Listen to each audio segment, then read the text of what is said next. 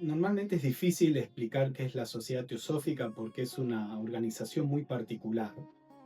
En general, las organizaciones religiosas se forman alrededor de una persona y son creadas para transmitir el mensaje de esa persona en particular.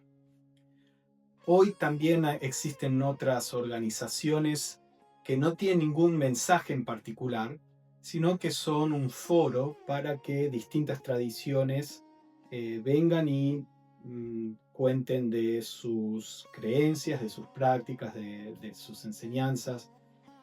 Y la sociedad teosófica es un poco la síntesis de esas dos formas de hacer espiritualidad, porque la sociedad teosófica no fue fundada como una sociedad blavatskiana, por ejemplo.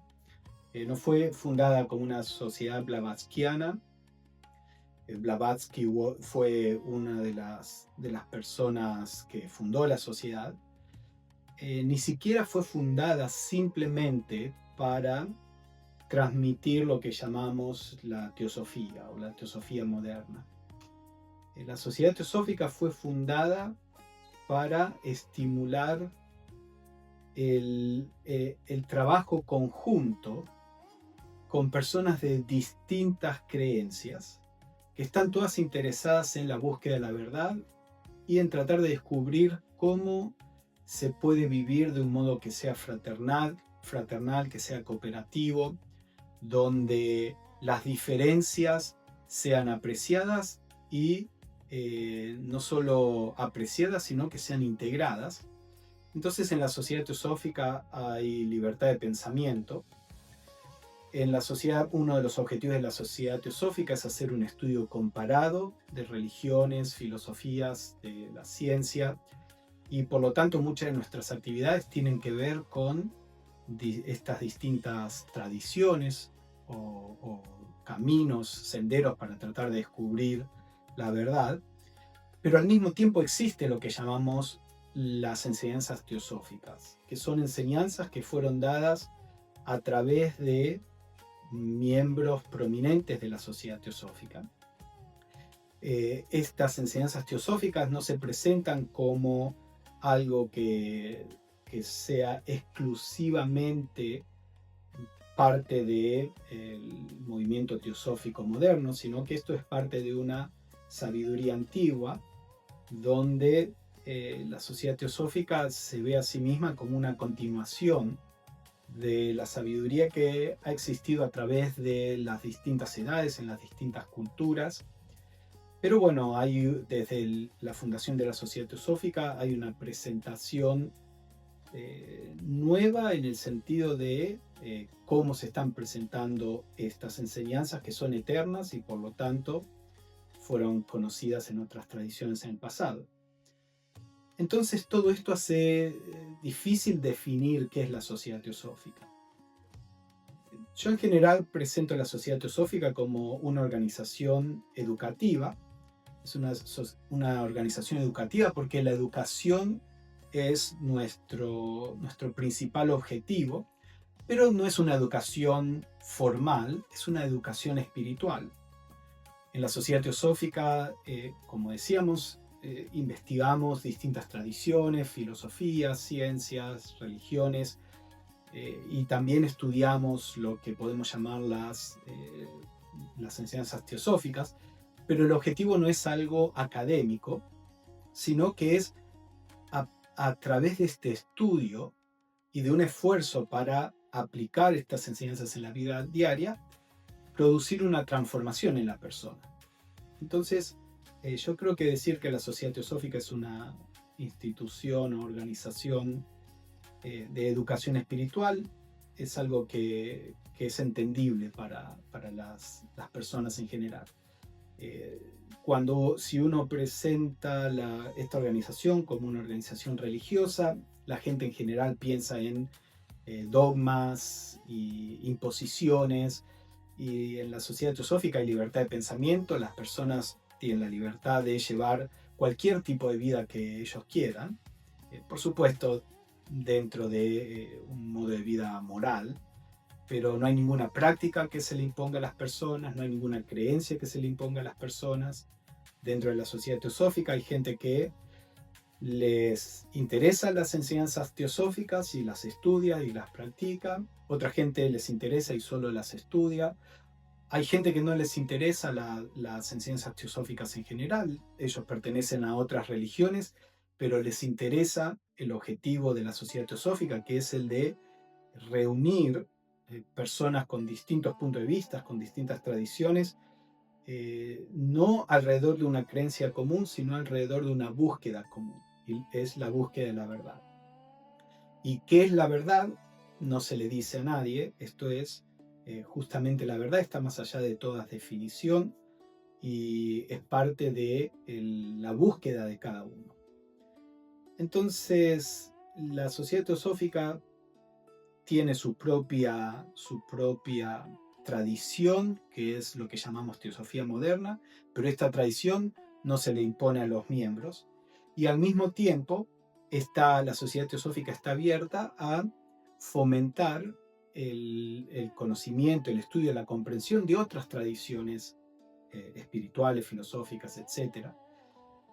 Y desde el principio de la sociedad teosófica se dijo que uno de los objetivos de esto es el de fomentar un sentido de hermandad, de fraternidad con todos los seres humanos, porque sabemos que las ideologías dividen y la religión, que originalmente la palabra religión viene del latín religare, reunir, cuando la religión se supone que está aquí para producir unión, hoy en día la mayoría de las religiones producen división. Entonces, parte de lo que la sociedad teosófica está tratando de hacer es de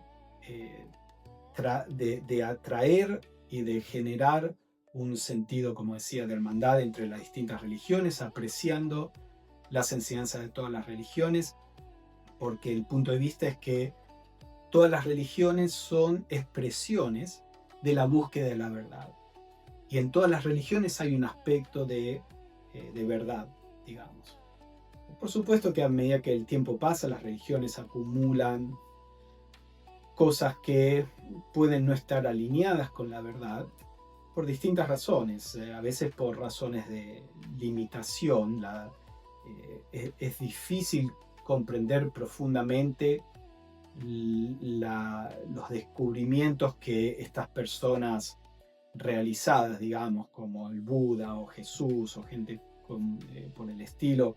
Es difícil comprender profundamente lo que ellos dicen y es fácil entenderlo superficialmente o mal entenderlo. Entonces a veces las religiones generan algunas visiones que no están alineadas con la verdad. También hay dificultades en la transmisión de las enseñanzas. También a veces en algunas religiones hay manipulación política de algunos temas. Entonces, la idea del punto de vista teosófico es que todas las religiones tienen una esencia de un aspecto de la verdad. También hay otras cosas que se han acumulado que no son parte de la verdad, y lo que la sociedad teosófica propone es que cada miembro descubra por su propio discernimiento qué le parece que es verdad y qué le parece que es no, pero sobre todo haciendo énfasis en el valor de todas las religiones. Entonces, esencialmente el trabajo de la sociedad teosófica tiende hacia la unidad, hacia tratar de generar este sentido de fraternidad, de hermandad, de conexión con todas las personas sin distinción de nada, de creencia, de posición social, de sexo, etcétera, de raza. Así que, bueno, eso es más o menos un aspecto que podemos presentar sobre qué es la sociedad teosófica.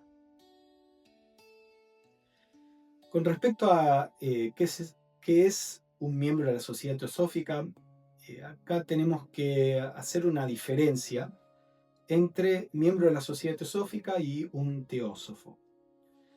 El miembro de la sociedad teosófica es toda persona que está de acuerdo con los objetivos de la sociedad teosófica o los objetos de la sociedad teosófica, que son tres: el formar un núcleo de fraternidad universal sin distinciones de raza, credo, sexo, casta o color; el fomentar un estudio comparado de religión, filosofía y ciencia, y el explorar los poderes latentes y las leyes inexplicadas en el hombre, en la humanidad. Cualquier persona que está de acuerdo con esos objetivos, está de acuerdo con ese tipo de búsqueda y se une a la Sociedad Teosófica, es un miembro de la Sociedad Teosófica. Y como tal, como miembro de la Sociedad Teosófica, tiene los mismos derechos sin importar cuáles son sus creencias, sin importar si esta persona estudia o no estudia, si practica o no practica. Todo miembro de la Sociedad Teosófica tiene los mismos derechos. Ahora, existe también lo que podemos llamar un teósofo, y esto viene de lo que la palabra teosofía significa. Teosofía viene del griego, está compuesto de dos palabras. Teo, que significa Dios, no Dios en el sentido cristiano, porque los griegos no eran monoteístas, entonces era un Dios, por ejemplo. Teo significa un Dios o los dioses, o en forma más general lo divino, y Sofía significa sabiduría. Esta palabra fue creada por los filósofos neoplatónicos, y ellos lo usaban para significar la sabiduría de los dioses, que viene de los dioses, o una persona que es sabia en cosas que tienen que ver con lo espiritual, con lo divino, o sabiduría divina, que esto es como lo usa la tradición teosófica moderna. Sabiduría divina, que básicamente se refiere a una sabiduría que existe potencialmente en todos nosotros, pero que va más allá de lo que podemos llamar sabiduría humana. La sabiduría humana es el resultado de estudio, experiencia, cosas que tienen que ver con los sentidos, con la mente, con nuestra interacción con la vida. Entonces uno puede decir esa persona tiene sabiduría en este campo de actividad donde se desarrolló toda su vida, por ejemplo. La teosofía no es ese tipo de sabiduría, es una sabiduría divina, no humana, digamos, en ese sentido. Es una sabiduría que está intrínseca en el aspecto espiritual de cada uno de nosotros. Cuando decimos que una persona es iluminada, o como le digo, una persona ha alcanzado niveles místicos de la conciencia, como se le llamen las distintas tradiciones, nos estamos refiriendo a una persona que está en contacto con esta parte divina de sí mismo, y esa parte divina es la que trae una sabiduría que trasciende el conocimiento y sabiduría humanos. Entonces, un teósofo, en su verdadera definición, es una persona que está en contacto con esa sabiduría divina. Es una persona sabia, pero sabia de un modo profundo, como lo estamos describiendo. Entonces, una persona que se une a la Sociedad Teosófica es un miembro de la Sociedad Teosófica, pero no por eso es un teósofo. Ser un teósofo, como decíamos, significa ser una persona sabia. Entonces, el miembro de la Sociedad Teosófica que trabaja, que es serio y trabaja para realizar un crecimiento espiritual y demás, puede convertirse en teósofo a medida que esa persona está más y más en contacto con esa sabiduría divina. Por supuesto que en la Sociedad Teosófica no ponemos carteles o señales, este es un teósofo y este no lo es. Nadie puede decir desde afuera qué persona es realmente sabia o no. Por supuesto, la sabiduría se transmite en las acciones de la persona, pero en definitiva no es algo concreto que uno pueda poner una etiqueta, ¿no? Pero la idea es que un teósofo es una persona que empieza a estar en contacto con esta sabiduría divina. Por lo tanto, puede haber teósofos en cualquier cultura, en cualquier religión, en cualquier lugar del mundo. Desde esta definición, toda persona en cualquier, como decía, tradición o cultura o lugar o tiempo que ha estado en contacto con la sabiduría divina es un teósofo. No necesariamente un miembro de la Sociedad Teosófica. Ha habido teósofos antes que la Sociedad Teosófica fuera fundada. Entonces hay una diferencia entre miembro de la sociedad y teósofo. Los miembros de la sociedad eh, que toman la vida espiritual seriamente aspiran a convertirse en teósofos a través de todo este crecimiento espiritual.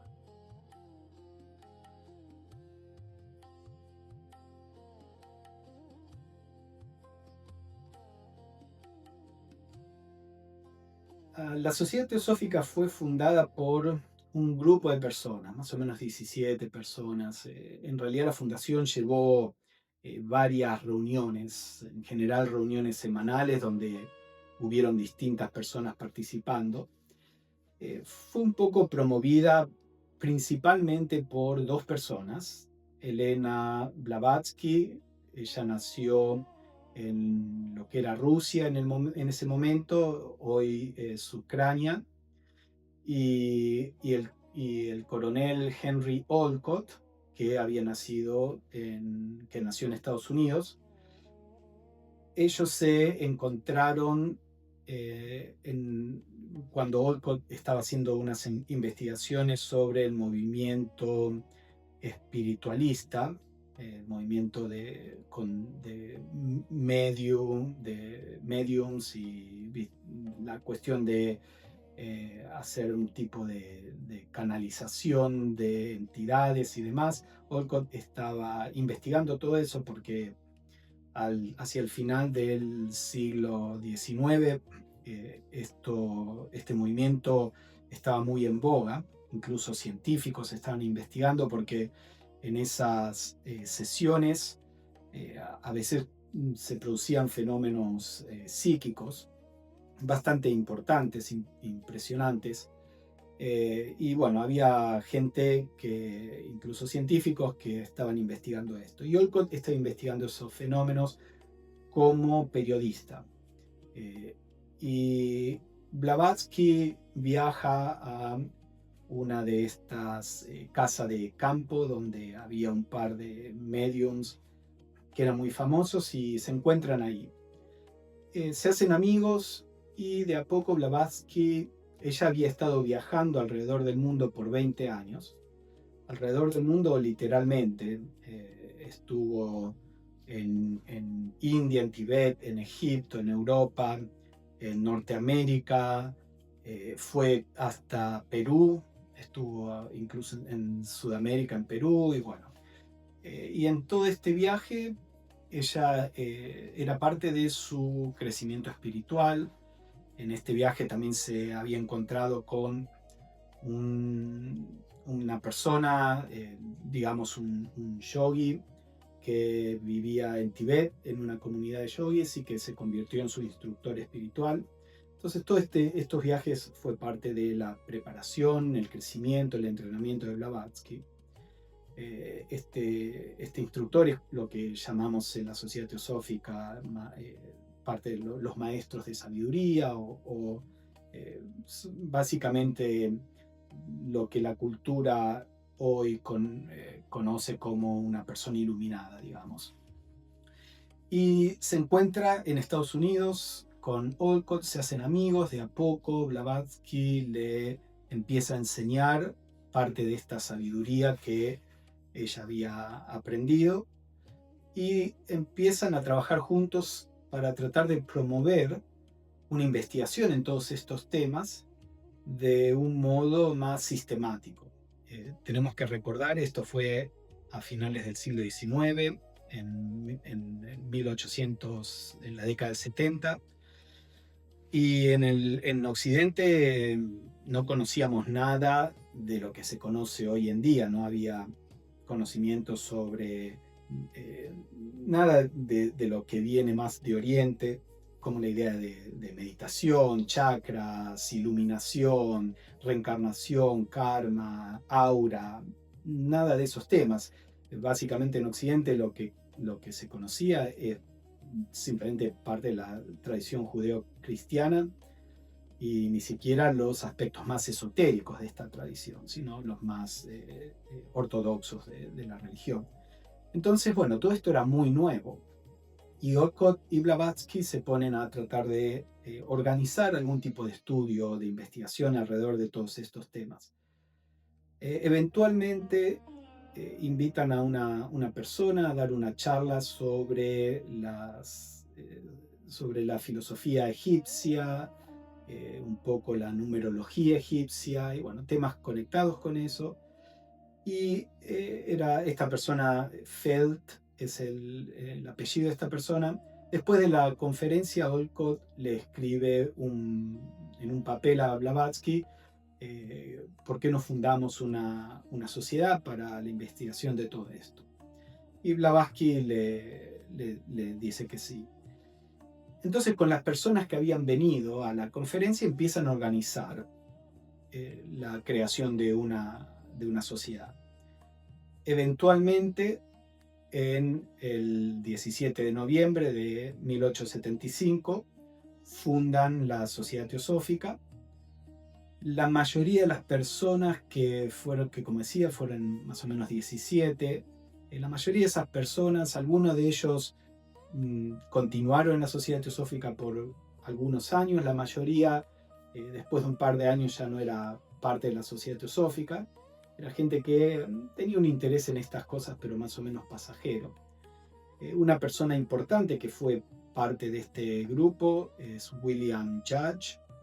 Él era un abogado joven de Estados Unidos. Una vez que la Sociedad Teosófica es fundada, eventualmente Olcott y Blavatsky se van para India y crean la sede internacional de la Sociedad Teosófica en India. Judge, por cuestiones de trabajo, tenía que viajar y bueno, eventualmente volvió a los Estados Unidos y él organizó la Sociedad Teosófica en Estados Unidos y quedó en la Sociedad Teosófica hasta su muerte, así que él fue también una figura prominente dentro de la fundación de la Sociedad Teosófica. Y como vemos, esta organización no fue fundada alrededor, como decíamos en la otra pregunta, no fue fundada alrededor de Blavatsky. Blavatsky evidentemente era la persona que había sido entrenada, que tenía un conocimiento de la filosofía esotérica y demás. El coronel Olcott era un gran organizador y la estructura de la Sociedad Teosófica que existe hoy en día fue básicamente diseñada por él y fue diseñada en un modo que permite la libertad de pensamiento, permite la libertad de acción. La sociedad está organizada con este objetivo en vista, con el objetivo de que no se transforme en una religión, que no se transforme en algo que le impide a las personas tener libertad. Él era muy capaz a nivel de organización, él también era un abogado.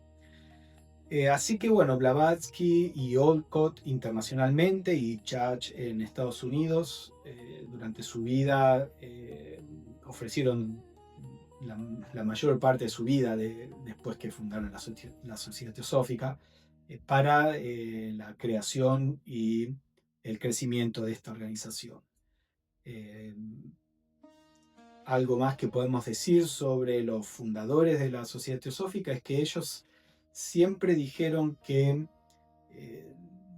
la actividad que ellos hacían estaba inspirada por lo que ellos llamaban los maestros de sabiduría o los Mahatmas, que eran estos yogis que habían llegado a la iluminación. Lo estoy poniendo en términos que la gente comprende hoy en día, y que son los que estaban detrás de la fundación de la Sociedad Teosófica, no diciendo qué había que hacer. De hecho, Blavatsky escribe que lo único que sus instructores le dijeron es que querían una organización para promover la espiritualidad, que no sea dogmática, y bueno, algunas líneas generales de lo que estos iniciados, yogis iniciados, pensaban que el mundo necesitaba, y después todos los detalles de cómo hacerlo fue dejado a Blavatsky y a Olcott. Pero ellos siempre dijeron que la fundación de la Sociedad Teosófica había sido inspirada por estas personas y que no es simplemente el resultado de un grupo de personas que dijeron vamos a juntarnos y a estudiar sobre esto.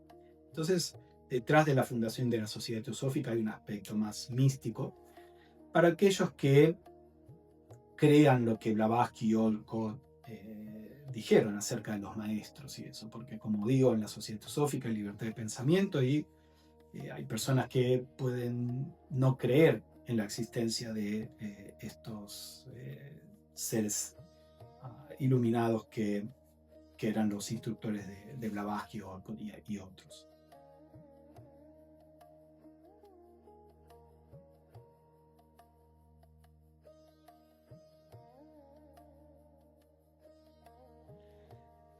Parte de lo que la Sociedad Teosófica propone al mundo es la idea de que existe una evolución espiritual. Esta idea de evolución espiritual que puede parecer común hoy en día, al menos común para las personas interesadas en estos temas, en realidad era desconocida en el momento en donde Blavatsky escribe sobre esto por primera vez.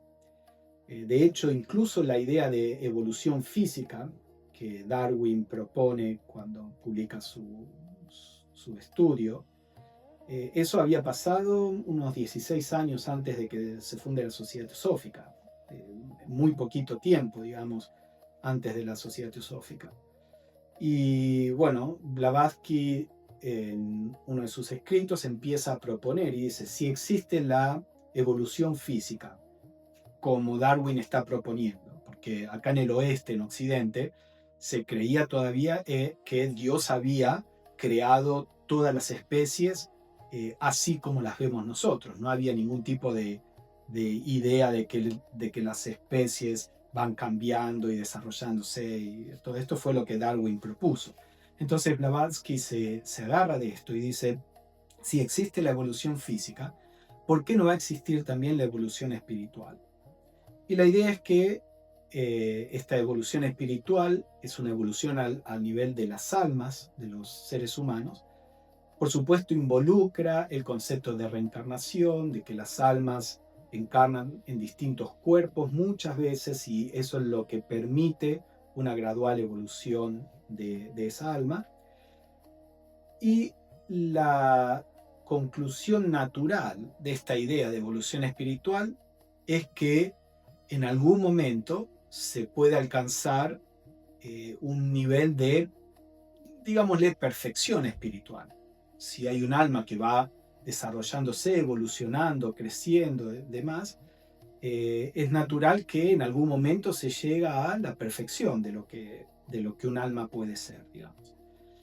Y la idea en la Sociedad Teosófica es que esto es así y que hay personas que ya han llegado a ese nivel de desarrollo y que es lo que en las filosofías orientales le llaman personas que alcanzaron la iluminación o personas que alcanzaron la liberación o el nirvana.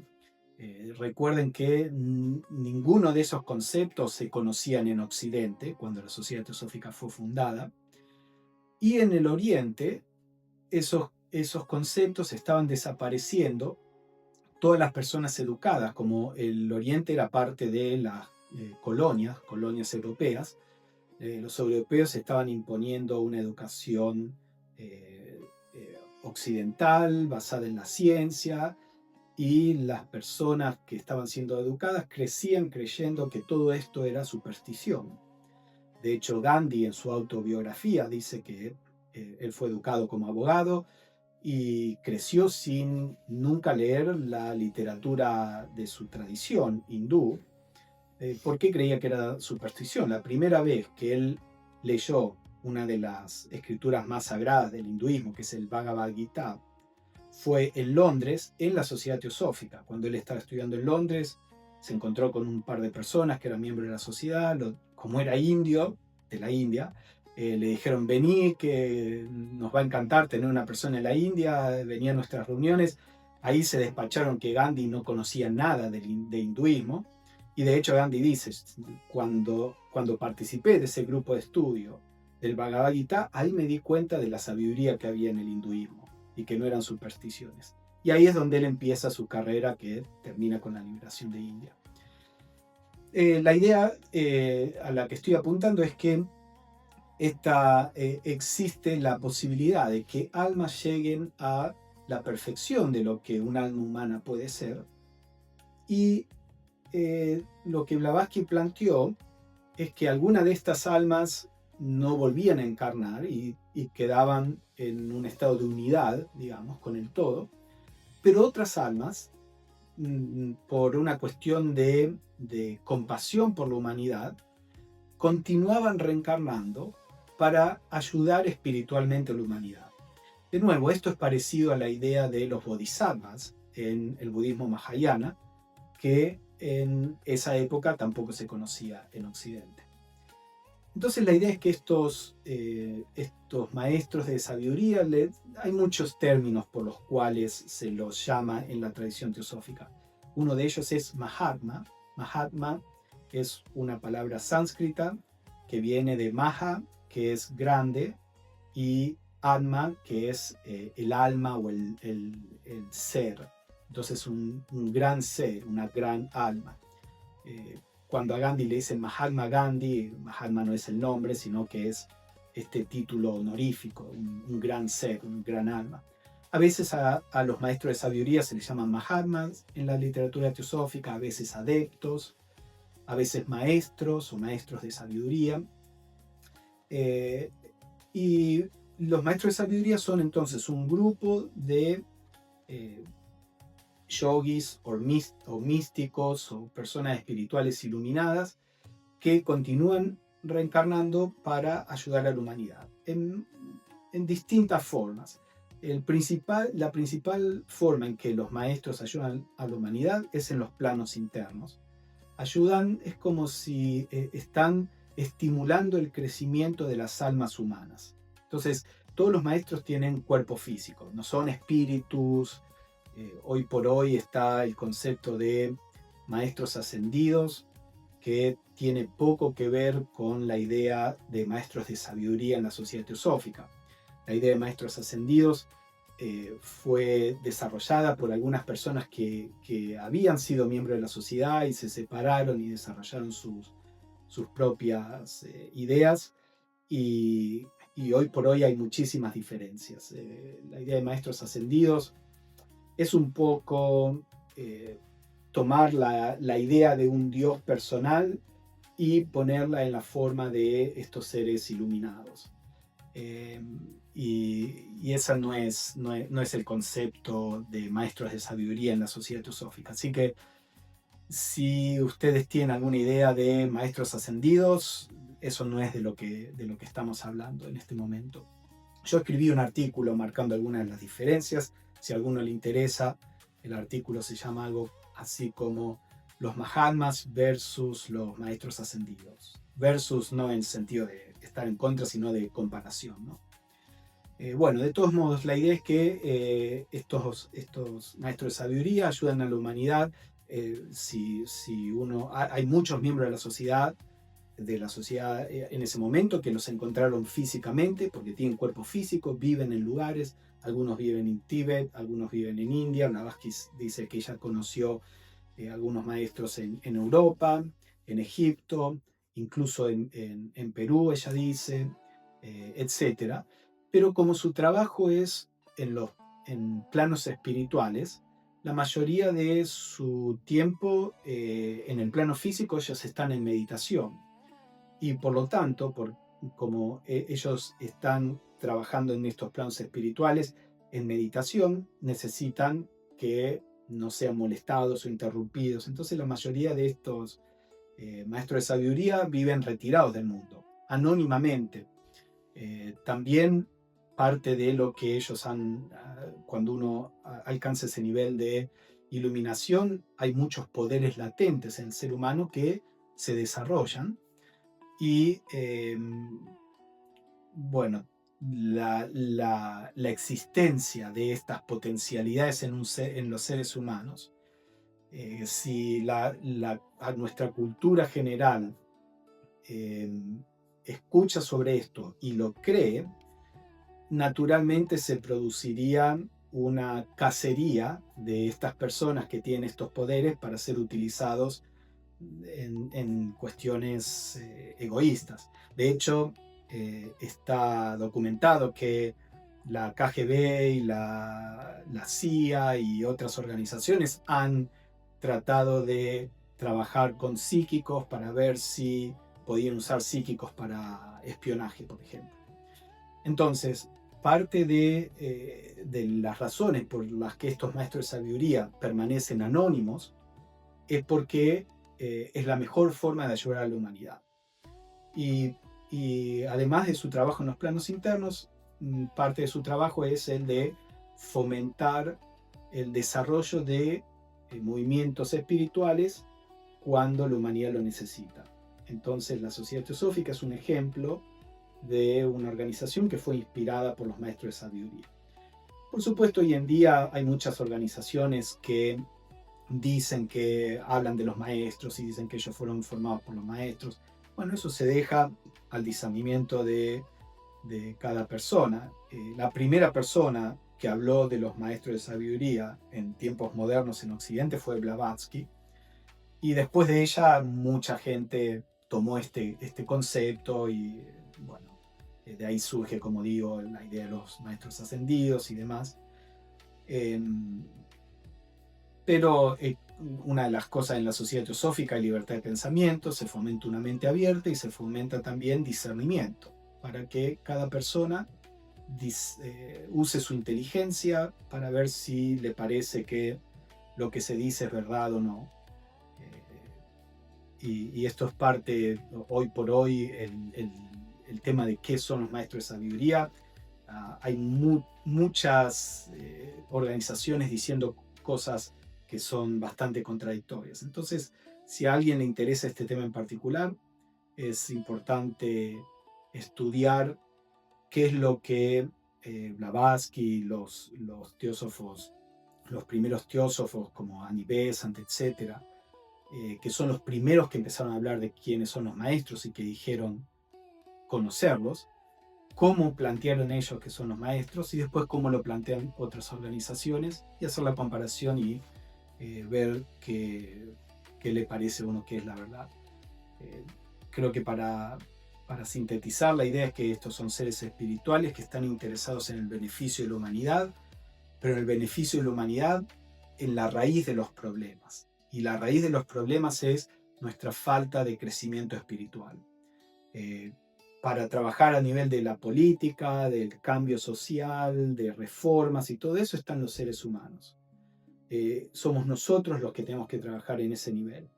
Los maestros pueden trabajar en el nivel de nuestras almas, que es algo que la mayoría de los seres humanos no pueden hacer, y ellos están nutriendo, ayudando a que crezcamos lo más rápido posible espiritualmente, y en la medida en que crezcamos espiritualmente, el modo en que nos relacionemos con los demás va a cambiar naturalmente. Así que uno no puede esperar que los maestros dejen ese trabajo tan importante para venir y meterse con la política y con cosas por el estilo que en realidad nunca van a las causas del sufrimiento humano. A veces con este tema de los maestros de sabiduría está la pregunta de si hay algún tipo de prueba física de que ellos existen. Lo primero que hay que tener en cuenta es que a ellos no les interesaba probar su existencia. Y digo esto porque miembros de la Sociedad Teosófica, del comienzo de la Sociedad Teosófica, les plantearon esto. ¿Por qué no demostramos públicamente su existencia y esto y lo otro? Y los maestros, en parte por las razones que mencionaba en la pregunta anterior, no les interesa que su existencia sea conocida públicamente y que sea creída públicamente. Les interesa que se sepa que ellos, lo que ellos hacen, para aquellas personas como nosotros que su intuición le dice que esto es verdadero y que nos puede servir como una fuente de inspiración, digamos. Pero no les interesa probarlo de un modo científico para que personas egoístas y que solo les interesaría usarlos para medios egoístas, no les interesa convencer a ese tipo de personas. Sin embargo, tenemos algunas pruebas objetivas de que los maestros existen, y una de ellas son cartas, una correspondencia que ellos establecieron con teósofos de los comienzos de la Sociedad Teosófica, y que esas cartas hoy por hoy existen. Ellos escribieron cartas a un número relativamente grande de teósofos. No los he contado, pero 20, 30.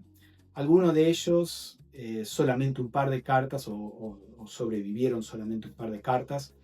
Pero hay un par de teósofos que eran teósofos ingleses, Alfred Sinnett y Alan Hume, que entraron en correspondencia con los maestros porque ellos estaban interesados en aprender de ellos y publicar libros para ayudar a difundir las enseñanzas que estos maestros de sabiduría querían impartir en la humanidad.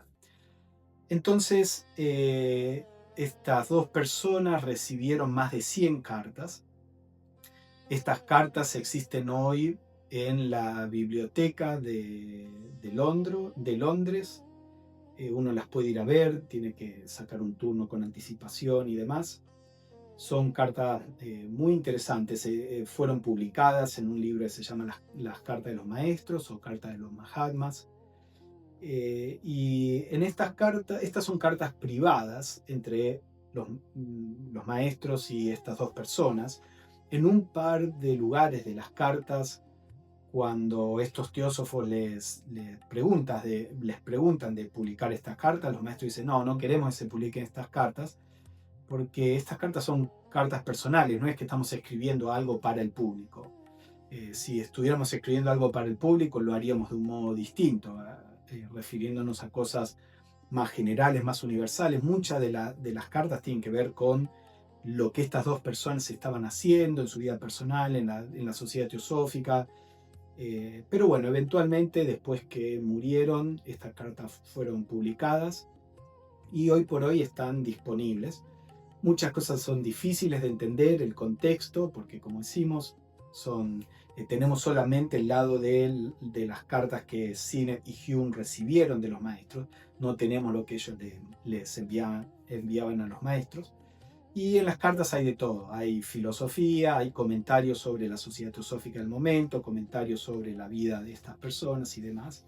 Pero bueno, la parte filosófica es muy interesante, y estas cartas pueden ser vistas, como digo, en la biblioteca de Londres, y que, bueno, un poco prueban la existencia de los maestros. Por supuesto, algunas personas dicen que Blavatsky las escribió, pero si uno mira la historia, muchas de estas cartas fueron recibidas cuando Blavatsky estaba en otro continente o estaba arriba de un barco, y además cartas que se le mandaron a otros teósofos alrededor del mundo.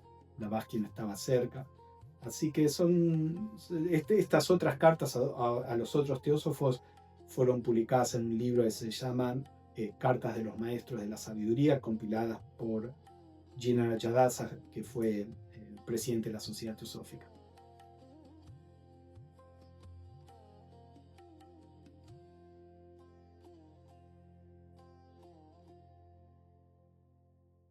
¿Qué es el ser humano? Es probablemente una de las preguntas más importantes que uno pueda investigar. En el oráculo de Delfos se decía: hombre, conócete a ti mismo y conocerás al universo. Muchas de las enseñanzas teosóficas tienen que ver con quiénes somos. Por supuesto, desde el punto de vista científico, lo único que somos es este cuerpo físico. Los pensamientos, la conciencia y demás son un producto secundario de la actividad electroquímica de las neuronas en el cerebro. Desde un punto de vista espiritual siempre hubo la idea que hay más en el ser humano que su dimensión física. Existe también un alma, digamos. Entonces por ahí existe esta visión dual del ser humano entre cuerpo y alma o cuerpo y mente. Por ejemplo, Descartes, el filósofo francés, él decía que el ser humano es mente y cuerpo y que mente y cuerpo son dos cosas completamente distintas. Las religiones dicen mente y alma, por ejemplo. Cuando Blavatsky empezó a escribir, ella planteó una constitución triple del ser humano: cuerpo, alma y espíritu. El espíritu es ese aspecto más profundo incluso que el alma, el aspecto universal de nosotros, el aspecto que es siempre uno con lo divino. El alma es nuestro aspecto individual, espiritual, como un individuo, y tenemos el cuerpo físico. El alma, cada uno de nosotros tiene un alma distinta, pero a nivel espiritual es donde todos somos uno. Somos uno con los demás, somos uno con lo divino. Esto es lo que algunos místicos cristianos proponían. A veces dirían que cosas como que en el fondo del alma somos uno con Dios, y que por ese tipo de expresiones fueron perseguidos muchas veces e incluso matados por la ortodoxia cristiana. Pero bueno, Blavatsky comenzó planteando esta división triple del ser humano. Después, a medida que las enseñanzas teosóficas se desarrollaron, se empezó a mirar más profundamente estos tres aspectos del ser humano. Y ahí vemos, como si uno mira con un microscopio, vemos que estos tres aspectos están formados por más aspectos, digamos. Y en general la sociedad teosófica propone que el ser humano tiene en su constitución hay 7 aspectos principales. La razón por la que es necesario mirar tan en detalle la constitución humana es porque para poder comprender qué pasa después de la muerte, para poder comprender el tema de la evolución, para poder comprender el tema de la reencarnación y todos estos otros temas, es necesario tener un entendimiento más detallado, más sofisticado de lo que es un ser humano. Entonces, básicamente la idea es que tenemos un cuerpo físico, que este cuerpo físico está animado por un principio vital que está separado del cuerpo físico. En la ciencia no hay una definición para qué es la vida. Hay una definición sobre qué es un organismo vivo. Un organismo vivo es uno que tiene metabolismo, que se reproduce, etc. Pero qué es la vida en sí mismo no hay definición. La sociedad teosófica propone, o la teosofía moderna propone, que la vida es un principio universal, que cuando está animando al cuerpo, el cuerpo está vivo; cuando se retira, el cuerpo pasa a lo que llamamos muerte. Pero como este es un principio no físico, para interactuar con el cuerpo, que es físico, se necesita un puente, algo que sea lo suficientemente sutil para poder, atraer o ser el vehículo de esta energía que le llamamos vida, y que sea también lo suficientemente denso como para poder interactuar con el cuerpo. Entonces existe la idea de que hay como una parte etérica alrededor del cuerpo, que es lo que sirve de puente entre la vida y el cuerpo. Estos 3 principios forman la parte física del ser humano.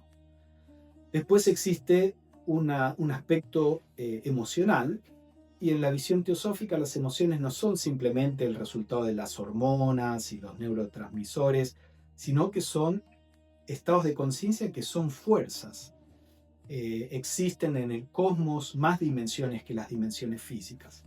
Existe una dimensión emocional donde las emociones son una fuerza que se transmite a otros. Y todos sabemos cómo cuando alguien está deprimido, de cierto modo nos contagiamos de eso. Cuando alguien está enojado, también nos podemos contagiar de eso. O cuando encontramos una persona que tiene mucha paz, también podemos percibir esa paz. Esto es porque la idea es que tenemos un cuerpo emocional que es invisible, no es físico, pero que aquellos que pueden ver otros aspectos del cosmos más allá del plano físico, lo que llamamos clarividentes, pueden ver, es parte de lo que se le llama el aura, pueden ver como un campo alrededor del cuerpo físico, que es lo que llamamos el cuerpo emocional. Después existe también un cuerpo mental, que es a través del cual nuestra mente funciona en el cuerpo mental y de ahí se transmite al cerebro físico y al cuerpo físico. Y todo esto es parte de nuestra personalidad, lo que llamamos, en mi caso, Pablo, digamos. Pero trascendiendo esto, existe el alma que es esa entidad que reencarna en diferentes personalidades. En cada nueva vida se crea un nuevo cuerpo mental, un cuerpo emocional, un cuerpo físico, donde el alma va a experimentar la vida a través de otra persona con otras cualidades, nacida en otra cultura, otras condiciones. Y es el alma la que es la entidad permanente que reencarna. Y más allá del alma existe nuestro aspecto espiritual, que se compone de nuevo, hay como un puente, está la unidad, está nuestra alma individual y hay un aspecto en el medio que es tanto universal como individual, que hace de puente y que es lo que nos permite experimentar la unidad, pero de un modo individual.